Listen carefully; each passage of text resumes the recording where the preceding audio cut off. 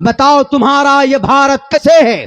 سب سے پہلے انگریز سے مقابلے کے لیے کلکتہ کے اندر ان کے آفس کو توپ لگا کر توڑنے والا اگر کوئی تھا تو اس کا نام علی وردی خان تھا، مسلمان تھا 1755 کے اندر۔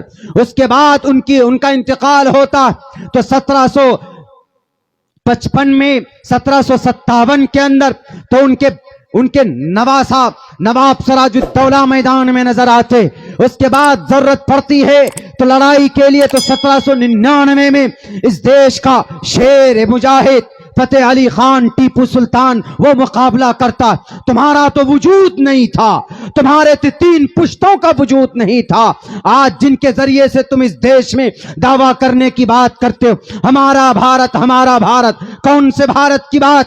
65,000 مسلمانوں کے فریڈم فائٹر، 65,000 سوتنتر سینانی، انڈیا گیٹ میں نام ہمارے لکھے ہوئے ہیں، ہمارے ان ٹوپی اور داڑھی والوں کے نام لکھے ہوئے ہیں۔ 1799 میں آخری باڈی پر کھڑے ہو کر جنرل ہارس نے کہا تھا ٹیپو سلطان کے آج سے یہ دیش ہمارا۔ سب سے پہلے خون کس نے بہایا تھا؟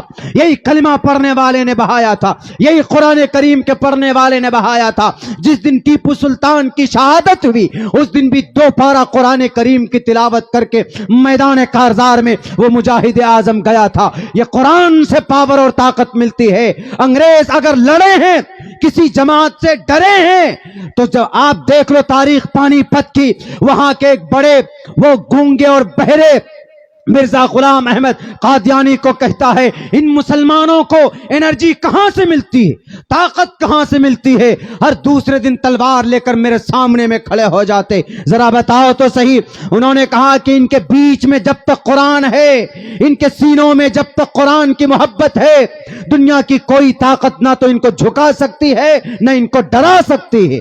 ہم ان قرآن کی طاقت کو لے کر آگے بڑھے تھے، تبھی ظالم انگریز کا خاتمہ اس دیش سے ہم نے کیا تھا۔ یاد کرو اس وقت کو جب 1806 کے اندر 1831 میں پانی پت اور مالابار اور جناب یہ بالا کوٹ کی پہاڑیوں میں اسماعیل شہید رحمت اللہ علیہ، سید احمد بریلوی شہید رحمت اللہ علیہ یہ جب گئے تھے اپنے 51 لوگوں کو ساتھ لے کر شہید ہو گئے، دفن ہو گئے۔ کہاں تھا اس وقت تمہارا RSS؟ کہاں تھا اس وقت تمہارا بجرنگ دل؟ کہاں تھا اس وقت تمہارا ہندو مہاسبھا؟ تم تو پیدا بھی نہیں ہوئے تھے، اس وقت تمہارا وجود نہیں تھا۔ آج اس دیش میں ڈکٹیٹرشپ کے ذریعے سے دعویٰ کرتے ہو کہ یہ دیش میرا ہے، اس وقت کہاں گئے تھے جب 10,000 علماء کرام کو گائے کے کھال میں باندھ کر آگ کے حوالے کیا جاتا تھا؟ ٹامسن کی رپورٹ اٹھا کر پڑھو، اس وقت تمہارا وجود کہاں تھا جب 1857 میں شاملی کی جنگ لڑی گئی تھی؟ انہی قرآن کریم کے پڑھانے والے مولانا قاسم نانوتوی کے کن پٹی پر گولی لگی تھی، اس وقت تمہارے دادا بھی نہیں تھے، ان کا بیج بھی نہیں ڈلا تھا، اس وقت ان کا وجود تک نہیں تھا۔ 1857 کی جنگ جن کے کمانڈر بنے تھے بہادر شاہ ظفر، اس پاداش میں مولانا رشید احمد گنگوہی جیل بھیجے گئے، مولانا حسین احمد مدنی جیل بھیجے گئے، مولانا جناب جعفر تھانیسری، حافظ ضامن شہید، میں نام گناؤں گا تو ابھی بہت لمبا وقت لگے گا، لیکن میں کہنا چاہتا ہوں اس بے زبان بے لگام گھوڑے کو کہ وہ بولتا ہمارا بھارت ہمارا بھارت۔ کہاں سے تمہارا بھارت ہے؟ مل گیا۔ کب پیدا ہوئے؟ تمہارا ڈیٹ آف برتھ کیا ہے؟ تمہارا ڈیٹ آف برتھ ہے 1925، جب اس دیش میں سب کچھ نارمل ہو چلا تھا، آہستے آہستے۔ ساری جنگیں کون لڑی؟ تحریک ریشمی رومال تمہارے دادا نے چلایا۔ جامعہ ملیہ یونیورسٹی 1919 میں 1929 میں تمہارے دادا پردادا نے اس کے بنیاد رکھے۔ پورے بھارت کے اندر ٹاپ 10 یونیورسٹی میں نام آیا کس کا؟ جامعہ ملیہ یونیورسٹی کا۔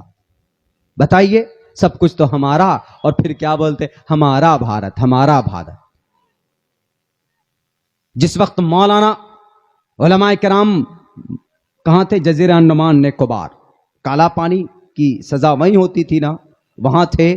تو اس وقت تمہارے گرو کون جنہیں بولتے ہو ویر ساورکر؟ ویر تو نہیں تھا وہ، بزدل تھا وہ۔ اس لیے بزدل تھا چونکہ اس دیش کے دشمن انگریزوں کو 303 خط لکھ چکا تھا وہ، کیا کہ سر I want to surrender, I want to follow you. آپ ہمیں حکم دیجئے, ہم آپ کی بات مانیں گے. I will be servant, میں آپ کا غلام بننے کے لیے تیار ہوں, ہمیں معاف کر دیجئے. جیل سے لکھا, جیل سے.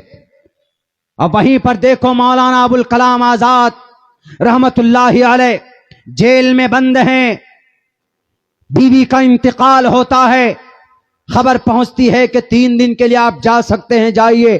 انہوں نے کہا کہ بھیک میں مجھے تمہارا 3 دن نہیں چاہیے.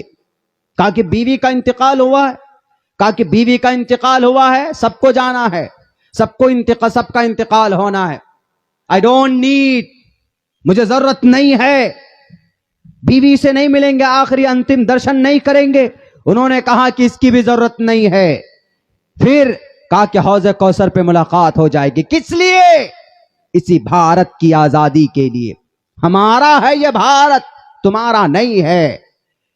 ہم تھے جب تو 27% جی ڈی پی تھی, اور آج آپ آئے ہو اقتدار میں تو کتنی جی ڈی پی ہے؟ 3%. لو جناب, سب کچھ کو بیچ دیا. شرم آتی ہے بھارت کا نام دوسرے ملکوں کے اندر لیتے ہوئے, اس لیے کہ چونکہ ایسی سسٹم بنا دی.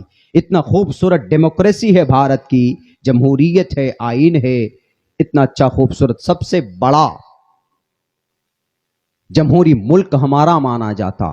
لیکن یہی کچھ گرگوں کی وجہ سے اور آئی ٹی سیل کی کچھ بدنیت ورکروں کی وجہ سے ہماری اچھی سبھی دھندلی ہوتی چلی جا رہی. ہم نہیں بول رہے تو اس کا کیا مطلب؟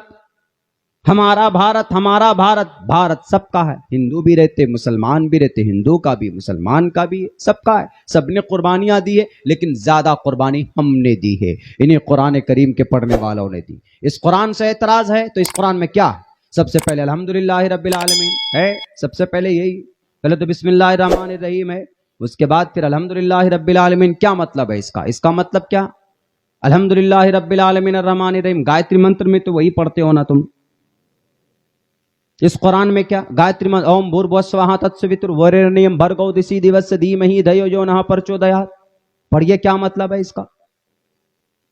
اس کے بعد اس قرآن کا پرمکھ, اس قرآن کا بیٹر, اس قرآن کا فورس, عقیدہ بڑھیا کرو, ایک اللہ کو مانو. وہی باغ قل هو اللہ احد اللہ الصمد لم یلد ولم یولد ولم یکن لہ کفوا احد. یہی ہے آپ کے برہما سوتر کو جانے اور پڑھے بغیر ہندو ہی نہیں ہو سکتے آپ.